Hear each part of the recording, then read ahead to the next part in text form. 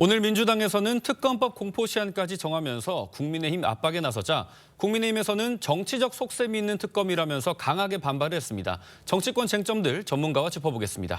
윤계찬 국민의힘 법률위 부위원장, 최수영 정치평론가, 김진욱 전 민주당 대변인, 설주환 변호사 나오셨습니다. 안녕하십니까? 안녕하십니까?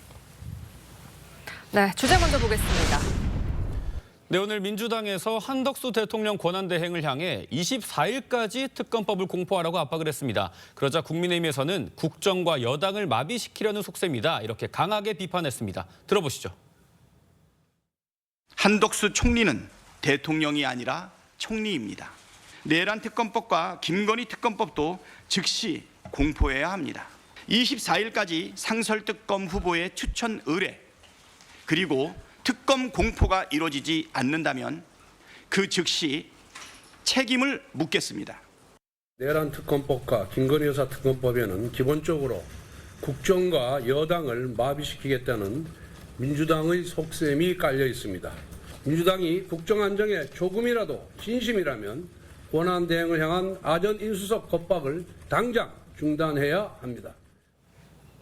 네, 대변인 들으셨지만 한덕수 대통령 권한대행이 상설특검 추천 의뢰와 특검법 공포를 24일까지 안 하면 책임을 묻겠다, 이건데 24일을 기한으로 정한 특별한 이유가 있습니까? 일단 12.3 비상계엄 내란 사태가 벌써 3주 지났습니다. 네. 그리고 이 14일 날 탄핵 소추안이 가결되고 국회로부터 가결되고 난 이후에도 열흘 정도가 지났고요.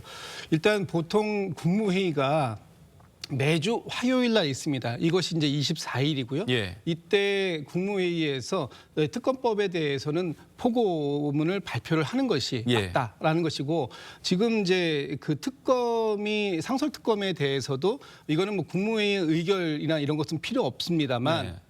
언제든지 특검을 갖다가 추천을 의뢰할 수 있는 상황임에도 불구하고 네. 이것도 벌써 지난 11일부터로 쳐도 한 2주일 정도 미루고 있는 이런 상황들입니다. 이런 상황 속에서 이번 24일 날 이제 국무회의에서는 마지막으로 이제 처리해야 된다. 물론 이제 네. 지금 한덕수 권한대행은 1월 1일까지 시한을 충분히 갖고 검토해 보겠다고 하지만, 그렇죠. 지금 이제 연말이고 이 상황들이 오래 지속되고 있다 보니까 국민들의 불안감이 여전히 해소되지 않고 있다. 네네. 이제 크리스마스 이브 아닙니까? 24일이면 네. 25일이면 크리스마스고요. 그렇다면 이제는 국민들께서 안심하고 일상으로 돌아갈 수 있는 그런 환경을 만들어주는 것, 이것이 정치권의 책임이고, 그 책임에 대해서 이 그 한덕수 권한대행이 국무회의에서 이 포고령을 발표하는 것이 맞다. 저희는 이렇게 이제 주장을 하고 있는 것입니다. 네. 네. 민주당에서는 즉시 책임을 묻겠다고 했는데 이게 선제적 탄핵을 의미하는 걸까요? 네, 민주당에서 지금 얘기를 하는 것은 선제적 탄핵인데, 근데 이것을 실행하기까지는 쉽지 않은 결단이라고 저는 생각을 합니다.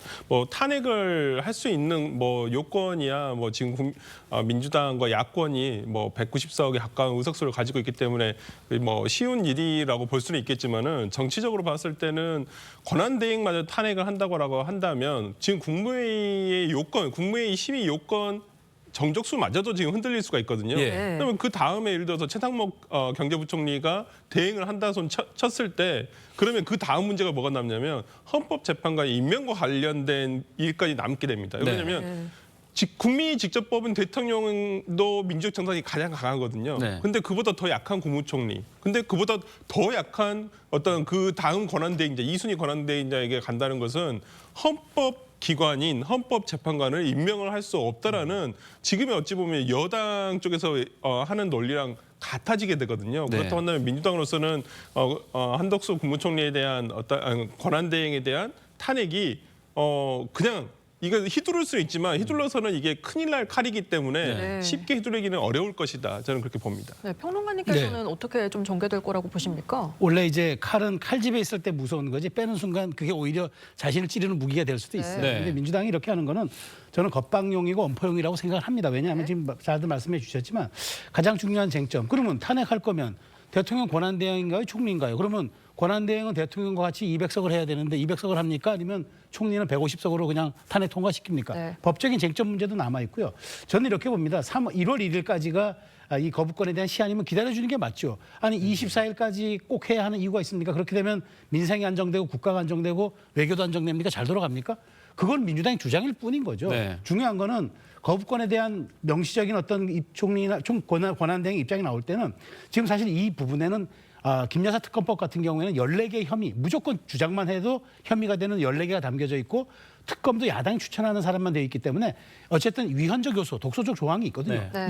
저는 이걸 처리하는 게 먼저다. 그렇다면 총리 권한대행도 충분히 수긍할 수 있는 그런 말하자면 법률안 수용이 되겠지만 이런 상태에서 한다는 거는 이거는 사실 민주당의 자기가 마음에 휘두르는 칼을 휘두르겠다는 건데 네. 그래가지고는 저는 사실상 역풍이 불 수 있어서 민주당이 이렇게 얘기하는 건 저는 총리를 왜소화시키면서 겁박용 엄포용으로 압박하는 것 이상은 아니다라고 네. 평가합니다. 관련해서 뭐 권성동 원내대표도 오늘 입장을 표명하긴 했지만 이렇게 민주당이 좀 강하게 압박을 하고 있는데 윤기창 변호사님, 국민의힘에서는 어떻게 맞설 대응 전략을 구상하고 계신지도 좀 궁금합니다. 일단 그 국무총리, 그러니까 권한대행, 대통령 권한대행에 대한 탄핵을 이재명 대표가 하지 않겠다 그랬어요. 네. 그러니까 본인 스스로 민주당 대표께서 하지 않겠다 그랬고, 그다음에 탄핵 사유가 마땅치는 않아요. 거부권을 행사하는 것 자체가 거부권은 헌법상의 대통령 권한대행, 대통령의 권한이잖아요. 네. 그 거부권 행사하는 것 자체가 탄핵 사유가 되지 않는 것이고, 두 번째는 또 더 의미가 없는 것이 법률안 공포 내지 환부 제의 요구, 그러니까 거부권은 15일 이내에 하면 되는 겁니다. 그 예. 기간은 헌법에 규정돼 있습니다. 예. 그럼 헌법에 규정되어 있는 것을 지키고 있거나 그 권한을 행사하고 있는 분을 상대로 해서 탄핵하겠다. 이 자체도 또 안 맞아요. 네. 결국은 뭐냐면 우리가 원하는 대로 국정을 펴라. 그렇지 않으면 탄핵하겠다 이런 말이거든요. 네. 이것은 국민의 뜻과도 맞지 않습니다. 국민은 국민의 힘의 윤석열 대통령을 선택했고 윤석열 대통령이 현재 탄핵 소추 의결로 권한이 정지돼 있지만 국정 기조에 대해서는 이제 문제가 없는 거죠. 그 국정 기조를 이어가는 것이 권한대행의 본분이고 그렇다면 그 권한대행의 국정 기조를 민주당이 원하는 쪽으로 가는 것 자체가 국민의 뜻에 반하는 거예요. 다음 선거 있기 전까지는. 네. 그렇기 때문에 모든 면에서 볼 때 민주당의 저런 압박은 제가 볼 때 역풍으로 돌아올 것이다 이렇게 생각합니다. 네, 이런 가운데 여야정 협의체를 두고도 여야는 누가 참여할지 구성 방식을 두고 이견을 보이고 있는데요. 오늘 나온 여야의 입장 들어보겠습니다. 국민의힘에서는 양당 원내대표가 참여해야 한다는 입장인데 지금은 국가적 비상사태를 초래하고 그리고 국난 상태입니다. 국정안정 협의체는 반드시 양당의 대표와 대통령 권한대행과 의장이 함께하는 비상협의체로 만들어져야 된다. 당대표가 참석하는가, 원내대표가 참석하는가는 직접 만나서 머리를 맞대고 논의할 사안이지 서로 고집부리면서 싸울 일은 아닙니다. 박찬대 원내대표에게 오늘이라도 즉시 만나서 여야정 협의체에 대해 논의할 것을 제의합니다. 네, 뭐 여야정 협의체 민주당에서는 이 양당 대표가 참여해야 된다. 국민의힘에서는 원내대표가 참여해야 된다 이건데 민주당에서는 양당 대표 중심의 여야정 협의체를 추구하는 이유가 있을까요? 지금 국정협의체를 저희가 하자고 이제 말씀을 드렸죠. 지금의 상황이 굉장히 비상한 상황 아닙니까? 네. 지금 이 12.3 비상계엄과 내란이라는 이런 상황들 때문에 국가 경제, 외교, 안보 모든 것이 굉장히 어려운 상황이고 여기에서 여야의 대표뿐만 아니라 국회 의장이 참여하고 또 권한 대행, 또 대통령 권한 대행까지 참여해야 되는 그런 상황 속에서 이 국면을 좀 돌파할 수 있는 뭔가 그런 협의체를 만들자 했던 것인데 여기서 여야의 그 원내대표들과 의장은 지금 국회에서 수시로 상시로 만나서 네. 어떤 국회 일정들 조율해 가는 과정입니다. 네. 지금 권성동 원내대표께서 여야정 협의체라고 한다면 여기에 어디에 의장이 설 공간이 있습니까? 네. 여야 정 이러면 여야의 원내대표하고 저희 대통령 권한대행 3명만 참여하자는 뜻입니까? 그건 네. 아니잖아요. 예. 그렇다면 국정 그 협의체라는 저기 그 표현이 맞고 거기에 국회의장까지 포함하고 각 정당을 대표하는 분들이 모였을 때 그분들이 각 정당에서 상당한 그 권한을 행사할 수 있는 네. 이런 걸 가지고 국정의 안정을 꾀하는 그런 방식을 가야지 원내대표들끼리 만나서 한다 그러면 굳이 뭐 이렇게 협의체를 만들 이유가 무엇이 있겠는가. 네. 그리고 저는 왜 권성동 원내대표가 굳이 이재명 대표의 참여를 이렇게 부득불 반대하고 있는 것인가. 이재명 대표가 뭔가 이 국정에서 지금 나서는 안 되는 이유가 있는 것인가. 저희가 볼 때는 그런 이유가 없는데 네. 그렇게 한다라는 것은 혹시라도 있을 조기 대선에서 이재명 대표의 주도권을 인정하지 않겠다 이런 모습밖에 안 보이기 때문에 지금은 그런 뭐 있지 아직 발생하지 않은 조기 대선이니 이런 문제보다는 현재의 국난 상태를 어떻게 해소할 수 있는가 이 부분에만 집중한다면 여야 대표가 참여하는 것이 맞다 이렇게 네. 보입니다. 네. 근데 이재명 대표의 조기 대선에서의 주도권을 인정해주면 안 되는 거죠. 이거 국정 운영과 관련된 거기 때문에 본인이 만약에 조기 대선에서 유리한 표심을 다지기 위한 정책을 끌고 가면 안 되는 거 아니겠어요? 그건 당연한 겁니다. 네. 그래서 그런 의미도 하나 있는 것이고 또 하나는 헌법과 법률에 따른 규정이 있는 권한이 있는 분들이 참여해야 된다고 봅니다. 예컨대 정당의 경우에는 헌법에 있는 그 헌법에서 어떤 권한을 부여받은 건 아니에요. 활동만 하는 거지. 예를 들면 원내대표와 국회의장은 사실은 법률안 심의권도 있잖아요. 그다음에 인사에 대해서 인사청문권도 있어요. 그러니까 정부에 대해서 도와주거나 견제하는 권한이 분명히 있습니다. 네. 그렇기 때문에 국회나 원내대표들이 참석해가 정부와 어떤 때는 견제하고 어떤 때는 지원해주고 이런 국정안정협의체가 구성이 돼야 되죠. 이것은 헌법과 법률에 권한이 있는 분들이 참여한 거예요. 그러나 정당의 대표자들은 물론 두 분이 큰 결단을 하실 때도 있죠. 그러나 이것은 상시로 해야 되는 것이 아니고 오히려 큰 이슈가 있을 때 양대 정당의 대표들이 만나서 결단해 주면 돼요. 그것을 실현하는 것은 원내대표들이 실행하는 것이고 따라서 지금 이재명 대표께서 이 협의체 안 들어온다고 그래서 본인의 의사가 반영이 안 되는 건 아니잖아요. 원내대표하고 상시로 협의할 거 아니겠습니까? 그러니까 당사자가 됨으로써 오히려 여야정 협의체가 국정 안정이 아니고 국정 혼란으로 갈 여지가 없잖아 있다. 네. 왜냐하면 양당의 지금 여당의 대표가 누가 될지 모르겠지만 비대위원장이 만약에 여당의 대표도 뭐 대권을 꿈꾸는 분이고 야당의 대표도 대권을 꿈꾸는 분이라면 국정 안전보다는 오히려 국민의 보편적 이익보다는 본인의 표심을 위해서 국정을 이끌어갈 가능성이 크기 때문에 이런 여러 가지를 감안한다 그러면 저는 오히려 권성동 대행이 얘기하는 저런 형태의 여야정도 민주당에서 받아들일 필요가 있다. 네. 네, 평론가님, 권성동 원내대표는 오늘이라도 만나서 좀 논의를 하자라고 네. 했거든요. 막상 만나면 또 의외로 합의점을 쉽게 찾을 수도 있을 것 같아요. 그리고 저는 이렇게 기싸움하는 이유를 모르겠어요. 그러니까 만나면 될 일이잖아요. 그러니까 만나서 저 권성동 원내대표가 그래 그러면 당 대표가 참여할 이유를 나한테 설득해서 내가 설득이 되면은 뭐 수용하면 될 일 아닙니까? 네. 그런데 아예 이런 멤버들이 참여해서 가야 한다라고 민주당이 선제적으로 그다음에 제한적으로 이렇게 자꾸 규정을 두는 것은 민주당이 뭔가 여기서 주도권을 잃지 않고 우리 의사대로 이 국정협의체를 이끌어가겠다라는 생각이 있는 거잖아요. 네. 진짜 중요한 건 지금 이 국정 안정을 위해서 국정협의체를 운영하는 거지 민주당의 어떤 그 당파적 이익이라든가 정치 일정 때문에 국정운영협의체를 하는 게 아니지 않습니까? 네. 본말이 전도되면 안 되잖아요. 그런 측면에서 저는 박찬대 원내대표 참여해서 이러이러한 이유로 우린 이재명 대표가 참여해야 되겠다 얘기를 하면 될 일인데 먼저 이렇게 가자고 규정을 하는 거 이것이야말로 형식이 내용을 압도하는 것 아니겠습니까? 네. 이거는 본말이 전도가 된 거죠. 네, 민주당은 헌법재판소 구인 체제 완성을 위해서도 속도를 내고 있습니다. 민주당에서 나오는 목소리 먼저 들어보시죠.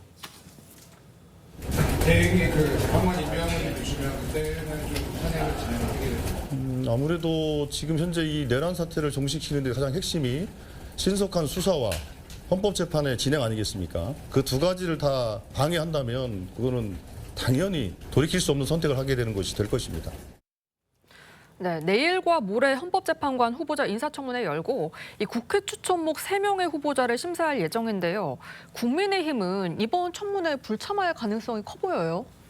불참할지 아니면 참여할지는 모르겠어요. 근데 네. 이제 이게 이제 여러 가지 문제점은 있습니다. 헌법재판관은 임명하는 게 맞죠. 네. 완전체로 가는 게 맞는데 문제는 10월 17일인가요? 그 두 분의 헌법재판관이 세 분이죠. 국회 추천에 네. 임기가 만료했는데도 불구하고 헌법재판소법에 따르면 임기 만료 전에 원래 임명을 해야 되는 거죠. 그런데 민주당이 그간에 임명을 안 해왔죠.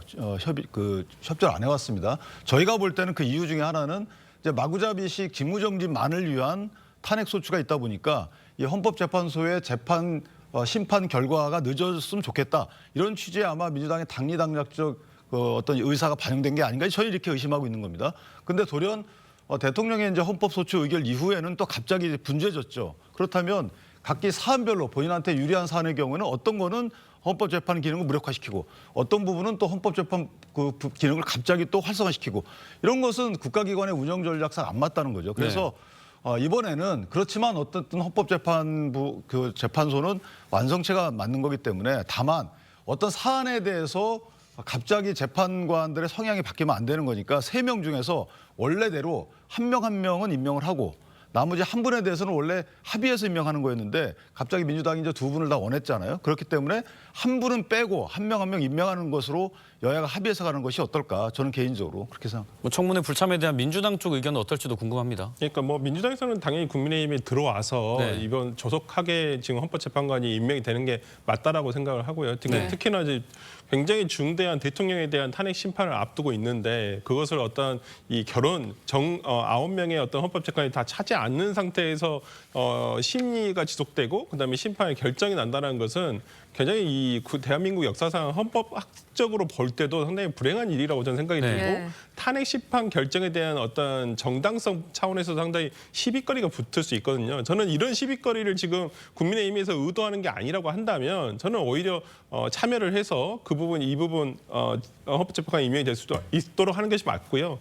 이미 이 부분과 관련해가지고는 민주당 2인 그다음에 국민의힘 1인 추천에 대해서는 이미 추경호 원내대표 때부터 합의가 된 사항입니다. 네. 저는 그 부분과 관련해서 지금 국민의힘에서 이걸 갑자기 또 바꿀 이유는 없다고 생각이 들고요. 조속하게 헌법재판소를 완벽하게 구인 체제로 만드는 것이 저는 국민의힘이 그나마 어찌 보면 뭐 비상계엄으로 이어지는 내란 옹호당이라는 그런 오명을 조금이라도 벗을 수 있는 저는 기회라고 생각을 하는데 지금 국민의힘에서 전체적으로 보여주는 방향은 꼭 그렇게 가는 것 같지는 않아서 참 우려가 깊습니다. 근데 저 부분과 관련돼서는 사실은 이제 양당이 입장이 이제 뒤바뀌었잖아요. 네. 박근혜 대통령 때하고.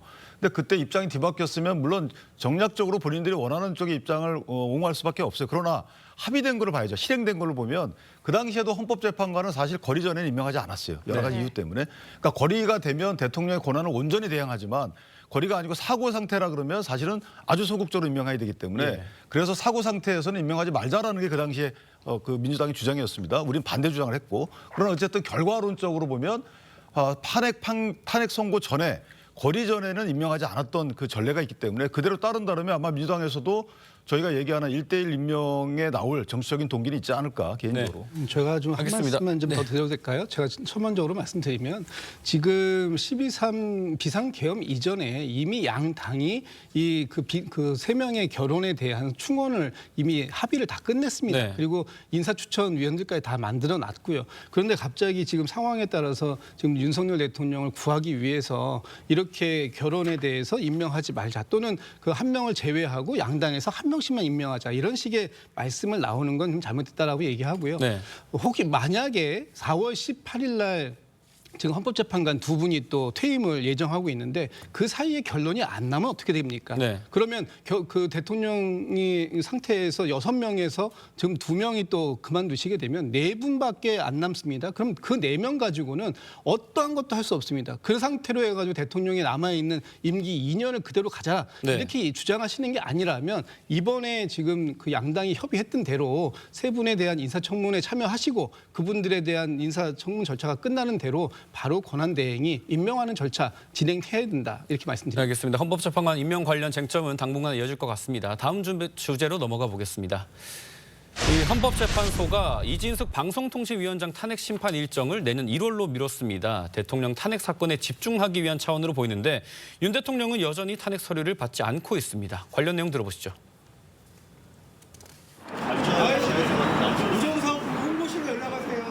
대통령에 대한 문서 송달 현황은 어제와 동일하게 아직 미배달 상태입니다. 시간 끌기는 야당에서 주로 해왔고요. 성급하게 졸속적으로 탄핵 소추가 이루어진 측면이 분명히 있고요. 그러나 네, 지금 헌재가 16일부터 탄핵 서류를 송달을 하고 있는데 안 받고 있습니다. 지금 윤 대통령 측 좀 전략이라고 봐야 될까요? 아무래도 이제 수령에 대해서 송달에 대해서 소극적인 것 같아요. 그 이유는 여러 가지가 있겠죠. 첫 번째는 이제 뭐 심판 전략을 세우는 데 있어서 시간이 좀 부족했던 부분도 없지 않아 있는 것이고 또 하나는 송달이 만약에 됐다고 이제 헌재에서 23일 입장을 밝힌다는 것인데 사실은 헌재 입장이 만약에 송달 간주로 한다 그러면 그 나중에 또 이 절차적 흠결이 있다고 주장할 여지가 없지 않아 있습니다. 이런 전략적인 측면에서 다소 비난을 받더라도 왜냐하면 또 하나는 이제 대통령이 예전에 그런 말을 했어요. 민주당이 얼마나 그 반헌법적인 또는 헌법에 반하는 이런 국회 운영을 해왔는지를 국민께 알릴 기회를 갖기 위해서 탄핵을 했다. 다소 뭐 궁색한 변명이지만 어쨌든 만약에 그런 의도가 병존해 있다면 이번에도 이걸 보면서 국민들이 아마 그걸 느낄 거예요. 이전에 이재명 대표가 사실 단식과 뭐 국정감사 참여, 그다음에 기피, 재판부 재배당, 이송 신청 이런 걸 통해서 본인의 재판을 상당히 지연시킨 부분이 얼마나 큰 부분인지에 대해서 비교적으로 국민들이 인식할 기회가 되지 않을까 이런 것도 없지 않아 있지 않을까라는 생각을 합니다. 민주당과 국회 탄핵소추단은 심판이 지연돼서는 안 된다 이렇게 주장을 하고 있는데 본격적인 심리가 진행되기도 전에 탄핵 심판 가능성이 좀 높아지는 모습입니다. 그러니까 이 지금 대통령 그 측에서 지금 변호인단을 꾸리는데 조금 시간이 걸리는 거는 사실 이게 대통령 주변에도 여러 가지 뭐 형사법이나 민사법 전문가는 있겠지만 내란죄에 대해서 지금 그 헌재가 지금 이 심리를 해야 되지 않습니까? 여기에 대한 전문가를 구하기 쉽지 않을 것 같아요. 왜냐하면 이 부분은 사실 그동안 법리적으로 이게 헌법에 규정된 부분이기 때문에 굉장히 여기에서는 뭐 다퉈본 여지가 없어서 검찰도 사실 이게 그 전두환 노태우 내란죄 이후에는 사실 내란죄를 다뤄본 경험이 없잖아요. 그렇기 때문에 기본적으로 여기에 대해서 이게 지연한다기보다는 대통령도 방어권 차원에서 뭔가 준비를 해야 하는데 여기에 대한 전문성 있는 인력들을 꾸리는 게 쉽지 않을 것 같습니다. 아마 그래서 지금 이제 약간 그 변호인단이 꾸려지는 건 늦겠지만 이게 송달이 늦어서서 지연 자체가 된다. 글쎄 27일로 지금 예정이 돼 있습니다만은 저는 이번 주말을 기점으로 대통령실도 아마 그 변호인단 구성에 좀 박차를 갈 것 같아요. 그렇다면은 뭐 서류 접수하는 거나 이런 것은 오는 대로 이제 하면 될 일인데 지금까지 한 일주일간 이게 좀 늦어졌다고 마치 이것이 이제 대통령실의 고의적 지연 전략으로 보는 거는 조금 과도한 측면이 있고 저는 변호인단 내부에서 역할 분담과 조정이 좀 어느 정도 되는 대로 저는 이제 심판 서류뿐만 아니라 탄핵 심리에 대한 본격적인 대비도 이루어질 것 같아서 너무 이제 그 의도적 고의로 지연한다. 이런 건 조금 과도한 주장인 것 같습니다. 근데 이제 탄핵 심판을 받은 전임 대통령들 사례를 생각해 보면 좀 이례적인 일이긴 합니다. 박근혜 전 대통령이나 노무현 전 대통령 같은 경우는 서류를 바로 받았었거든요.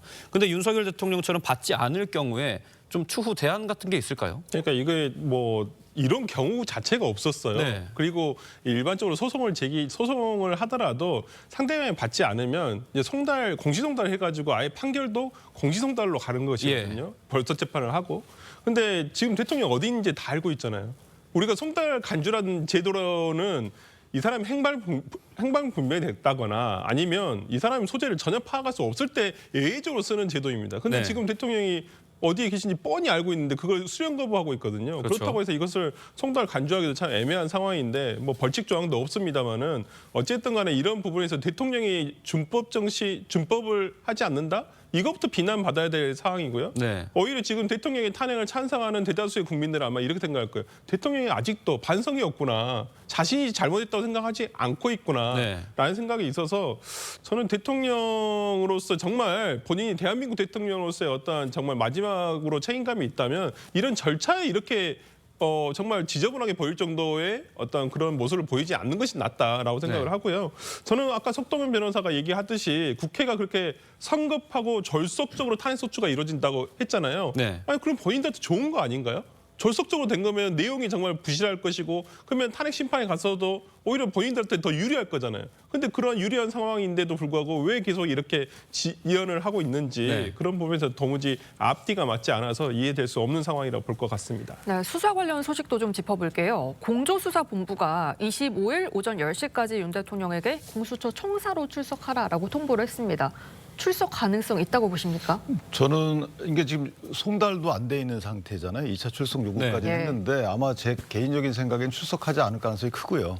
그에 이제 공조수사본부가 물론 이제 25일 이전에 출석하지 않지만 아마 입장 발표가 있을 수는 있어요. 그러니까 내가 출석하지 않는 이유, 뭐 출석하겠다, 그러니까 어떤 상황이 되면 출석하겠다라는 입장 발표를 석동현 변호사 등을 통해서 할 가능성이 크다 개인적으로 그렇게 생각하고 왜냐하면 그냥 출석하지 않으면 체포영장을 신청할 가능성이 크거든요. 그렇게 되면 또 뭐 체포영장이 만약에 발부가 되면 체포영장 집행과 관련돼서 여러 가지 또 불미스러운 일도 있을 수 있기 때문에 사실은 대통령에 대해서 체포영장을 나 구속영장을 청구하거나 신청할 특별한 이유는 없는 거거든요. 왜냐하면 지금 저 변호인이 선임되지 않은 상태다라고 하면 어느 정도는 수사기관은 좀 기다려줘야 되는 부분이 없잖아 있어요. 네. 그래서 그 기관과 관련돼서 협의를 하는 정도가 있어야 되는데 지금은 협의 자체를 이제 변호인이 없다 보니까 안 되고 있는 거잖아요. 그러니까 변호인 선임을 언제까지 마치고 언제까지 협의를 진행하자 이런 취지의 어느 정도 절차적인 진행 정도가 있지 않을까 개인적으로 예. 그렇게 생각합니다.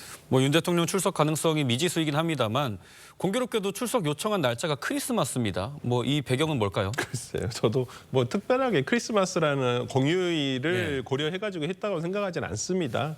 뭐 지금 계속되고 있는 어찌 보면 우리가 12월 3일 날 위헌적인 저는 비상계엄 선포와 내란 행위가 있었다고 생각을 하는데 네. 그 이후에 거의 20일이 다 지나가고 있는데 대통령에 대한 어떤 조사도 이루어지지 않고 있다는 말이에요. 네. 그동안에 어찌 보면 공수처와 검찰에서 왔다 갔다 그러니까 경쟁적인 수사가 이루어졌지만은 이제는 일원화가 됐습니다. 수사에 내란죄와 관련한 특검이 출범하기 전까지는 지금 공조본에서 진행을 하기로 돼 있거든요. 네. 저는 지금 대다수의 그 밑에 휘하에 있었던 군 지휘 체계에 있었던 군 장성들은 전부 다 지금 구속이 돼 있거든요. 이제는 남은 진술은 대통령에 대한 조사밖에 남지 않았습니다. 근데 네. 여기에 대해서 아예 뭐 출석 요구에 대해서 뭐 어떻다 저떻다 가타부타의 어떠한 반응도 없다는 거에 대해서 수사기관으로서는 당연히 하루라도 빨리 조사를 하는 것이 맞고요. 저는 네. 개인적으로는 빠른 조사와 그다음에 빠른 신변 확보가 가장 중요하다 그렇게 봅니다. 뭐 앞서 체포영장 가능성 언급을 해주셨는데 지금 2차 출석 요구에도 출석을 안 하면 체포 가능성 나오고 있거든요. 어떻게 전망하십니까? 뭐 저는 제가 보기에 수사기관들이 일종의 여론전 혹은 이제 압박용으로 이렇게 흘리는 것 같아요. 그런데 네. 뭐 말 그대로 체포영장, 뭐 긴급체포 이런 얘기들은 사실 이게 일반범에 대한 이야기들이지 신분이 명확하고 도주의 우려도 없고 사실상 지금 모든 측근들이 다 구속돼 있는 상황에서 증거인멸의 우려도 좀 부족한 이런 상황에서 대통령을 갑자기 긴급체포하거나 체포영장 발부한다는 게 현실적으로 쉽지는 않고 다만 수사가 왜 지지부진하냐. 그다음에 각 수사기관들이 공조수사본부로 일원화된 이후에 뭔가 좀 성과를 내기 위해서 대통령실을 좀 압박하는 그런 측면이 있는 것 같은데요. 저는 계속적인 요구를 하겠지만 그리고 대통령도 조속한 출두를 해야 되겠지만 네. 체포영장 운운하거나 혹은 긴급체포 운운하는 거는 제가 보기에 여론을 향한 조금의 압박용이 아닌가 그렇게 생각이 듭니다. 네, 이 탄핵 정국과 관련해서는 명태균 씨의 이입 그리고 이른바 황금폰에도 관심이 쏠립니다. 전화를 통해서 윤 대통령 부부와 어떤 얘기를 나눴을지 궁금하기 때문인데요. 관련 내용 들어보시죠. 황금폰이 세 대가 있고 USB 메모리가 한 대가 있는데 그 황금폰 포렌식이 이제 다 마무리가 되어서 저희들이 선별 절차에 참관하고 있습니다. 메시지하고 카톡 이런 것들이 핸드폰 하나에 15만 5천여 개가 있어요. 진행 속도를 보니까 2주 정도 더 해야 될 것 같습니다. 김건희 여사와 혹은 뭐 윤석열 대통령과 명태균 씨가 직접 통화하면서 어떤 뭐 공천에 관한 부적절한 그렇습니다. 거래라든지 이런 것들이 조금 나와요. 아직까지는 그 단계까지는 안 갔습니다. 네, 공천 거래 의혹으로 구속된 명태균 씨 보석 청구 신문이 내일 열립니다. 증거인멸 우려가 없다 이게 주된 이유인데 황금폰을 검찰에 제출했잖아요. 그것도 그 일환일까요?